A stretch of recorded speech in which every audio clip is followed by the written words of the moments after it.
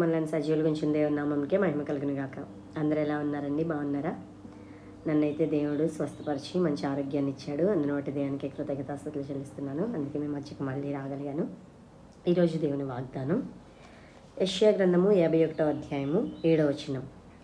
నీతిని అనుసరించు వారులారా నా మాట వినుడి, నా బోధను హృదయమందుంచుకున్న జనులారా ఆలకించుడి.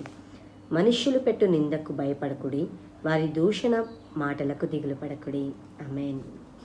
దేవుడు మనతో మాట్లాడుతున్నాడు. నీతిని అనుసరించు వారులారా నా మాట వినుడి. ఒక్కసారి మనం గ్రహించుకోవాలి, నీతిని అనుసరించి మనం జీవిస్తున్నామా లేదా అని.